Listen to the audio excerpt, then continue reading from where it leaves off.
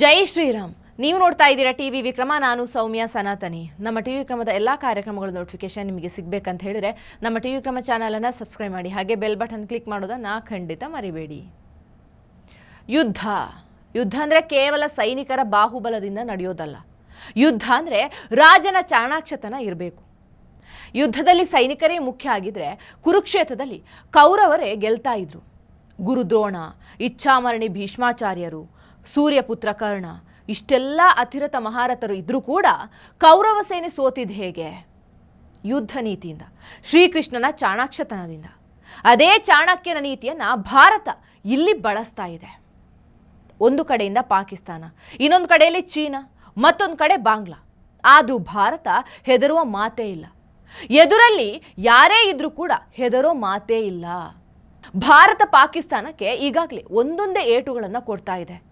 ಯುದ್ಧಕ್ಕಿಂತ ಮೊದಲೇ ಪಾಕಿಸ್ತಾನದ ಪ್ರಧಾನಿ ಆಸ್ಪತ್ರೆ ಸೇರ್ಕೊಂಡಿದ್ದಾನೆ ಅಂದರೆ ಭಯ ಎಷ್ಟಾಗಿರಬೇಡ ಲೆಕ್ಕ ಹಾಕಿ.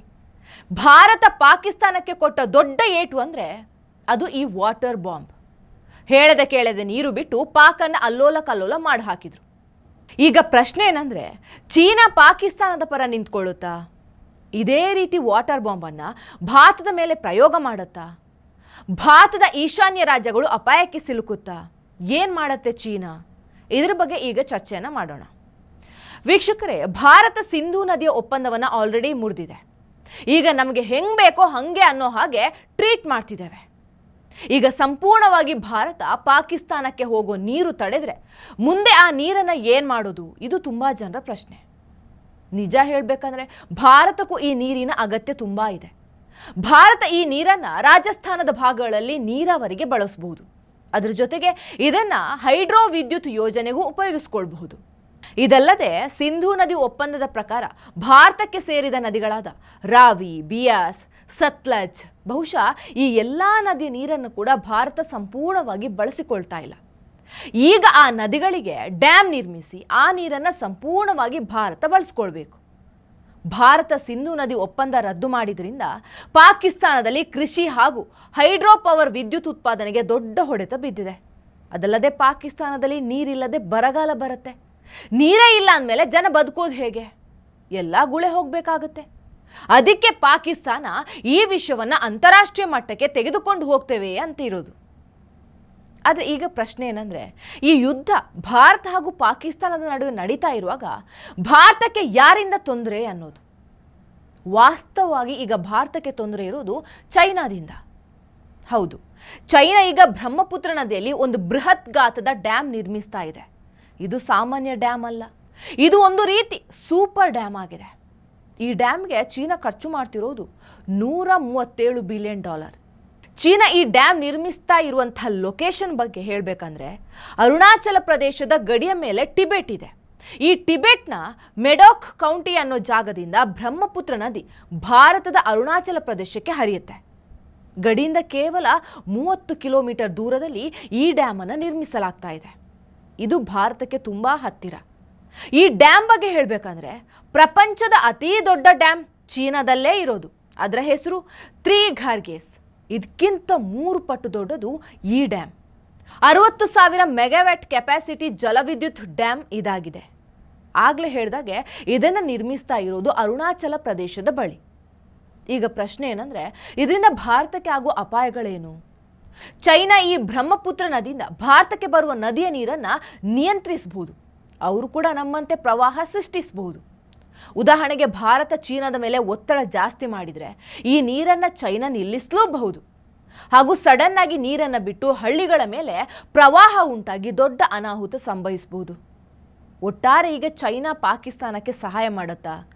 ಸತ್ಯ ಹೇಳಬೇಕಂದ್ರೆ ಅಂಥ ಕೆಲಸ ಮಾಡೋಕ್ಕೆ ಚೀನಾ ಖಂಡಿತ ರೆಡಿ ಇಲ್ಲ. ಮಾಡಿದರೆ ಏನಾಗುತ್ತೆ ಅನ್ನೋದು ಅವರಿಗೂ ಗೊತ್ತಿದೆ.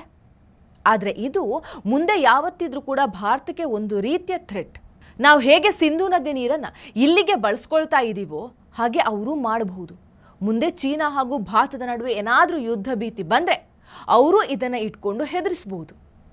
ಇನ್ನೊಂದು ಮುಖ್ಯವಾದ ವಿಷಯ ಏನಂದರೆ, ಈ ಡ್ಯಾಮ್ ನಿರ್ಮಿಸ್ತಾ ಇರುವಂಥ ಪ್ರದೇಶದಲ್ಲಿ ಭೂಕಂಪದ ಸಾಧ್ಯತೆ ಕೂಡ ಇದೆ.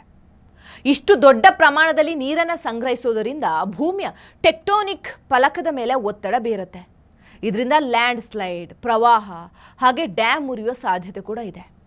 ಎಲ್ಲಾದರೂ ಭೂಕಂಪದ ಸಮಯದಲ್ಲಿ ಡ್ಯಾಮ್ ಮುರಿದ್ರೆ ನೀರಿನ ಫ್ಲೋಯಿಂದ ಭಾರತಕ್ಕೆ ದೊಡ್ಡ ಪ್ರಮಾಣದಲ್ಲಿ ಅಪಾಯ ಕಟ್ಟಿಟ್ಟ ಬುತ್ತಿ. ಈ ನದಿಯ ನೀರಿನ ವಿಚಾರದಲ್ಲಿ ಭಾರತ ಹಾಗೂ ಪಾಕಿಸ್ತಾನದ ನಡುವೆ ಸ್ಪಷ್ಟವಾಗಿ ಒಂದು ಒಪ್ಪಂದ ಇತ್ತು. ಇದರಿಂದ ಡೇಟಾಗಳನ್ನು ಶೇರ್ ಮಾಡಲಾಗಿತ್ತು. ಆದರೆ ಚೈನಾ ಹಾಗೂ ಭಾರತದ ನೀರಿನ ಹಂಚಿಕೆಯ ಯಾವುದೇ ರೀತಿಯ ಒಪ್ಪಂದ ಇಲ್ಲ. 2017ರಲ್ಲಿ ಡೋಕ್ಲಾಮ್ ಸಮಸ್ಯೆ ಆದಾಗ ಚೈನಾ ಇದರ ಲಾಭವನ್ನು ತೆಗೆದುಕೊಂಡಿತ್ತು. ಅಂದರೆ ಆ ಸಮಯದಲ್ಲಿ ಎಷ್ಟು ನೀರು ಬಿಡ್ತೀವಿ ಅನ್ನೋ ಡೇಟಾ ಕೊಡದೆ ಆಟ ಆಡಿಸಿತ್ತು. ಸೊ ಈಗ ಭಾರತ ಪಾಕಿಸ್ತಾನದ ಮೇಲೆ ದಾಳಿ ಮಾಡುವ ಸಂದರ್ಭ ಉಂಟಾದರೆ ಚೀನಾ ಯಾವುದೇ ರೀತಿಯಲ್ಲಿ ಭಾರತಕ್ಕೆ ತೊಂದರೆ ಮಾಡದೇ ಇರುವ ಹಾಗೆ ನೋಡ್ಕೊಳ್ಬೇಕು. ಹಾಗೂ ಏನಾದರೂ ಚೀನಾ ಎಂಟ್ರಿ ಆಯಿತು ಅಂದರೆ ಯುದ್ಧ ದೊಡ್ಡದಾಗೋದು ಗ್ಯಾರಂಟಿ. ಯಾಕಂದರೆ ಅಲ್ಲಿ ಅಮೇರಿಕ ಚೀನಾಗೆ ಏಟ್ ಕೊಡೋದಕ್ಕೆ ರೆಡಿಯಾಗಿದೆ. ಹಾಗಂತ ಭಾರತ ಸುಮ್ಮನೆ ಕೂತಿಲ್ಲ. ಮೋದಿಜಿ ಬಂದ ನಂತರ ಅರುಣಾಚಲ ಪ್ರದೇಶದಲ್ಲಿ 11,000 ಮೆಗಾವ್ಯಾಟ್ ಸಾಮರ್ಥ್ಯದ Siang upper multipurpose storage project ಆರಂಭಿಸಿದ್ದಾರೆ.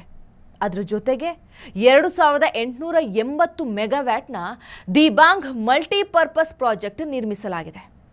ಇದರ ಉದ್ದೇಶ ಟಿಬೆಟ್ನಿಂದ ನೇರವಾಗಿ ಬರುವ ನೀರನ್ನು ಸಂಗ್ರಹಿಸಿ ಅಸ್ಸಾಂನಂಥ ಪ್ರದೇಶದಲ್ಲಿ ಪ್ರವಾಹದಂಥ ಸಂದರ್ಭ ಬಂದರೆ ಅದನ್ನು ನಾವು ತಡಿಬಹುದು. ಹಾಗೆ ಜಲವಿದ್ಯುತ್ ಉತ್ಪಾದನೆಯನ್ನು ಕೂಡ ಮಾಡಬಹುದು. ಸೊ ಈಗ ದಕ್ಷಿಣ ಏಷ್ಯಾದಲ್ಲಿ ಜಲಯುದ್ಧ ಅನ್ನೋ ಹೊಸ ಯುದ್ಧ ಆರಂಭ ಆಗಿದೆ. ಭಾರತ ಎಲ್ಲವನ್ನ ಎದುರಿಸೋದಕ್ಕೆ ರೆಡಿಯಾಗಿದೆ. ಟಿವಿ ವಿಕ್ರಮ, ದೇಶ ನಿಮ್ಮ ಕೈಯಲ್ಲಿ. ಈ ಕಾರ್ಯಕ್ರಮ ನಿಮಗೆ ಇಷ್ಟ ಆಗಿದ್ದಲ್ಲಿ ಲೈಕ್, ಶೇರ್ ಹಾಗೂ ಕಮೆಂಟ್ ಮಾಡಿ. ಟಿವಿ ವಿಕ್ರಮದ ಕಾರ್ಯಕ್ರಮಗಳನ್ನು ನಿರಂತರವಾಗಿ ವೀಕ್ಷಿಸಲು ಸಬ್ಸ್ಕ್ರೈಬ್ ಮಾಡಿ, ಬೆಲ್ ಐಕನ್ ಒತ್ತಿ.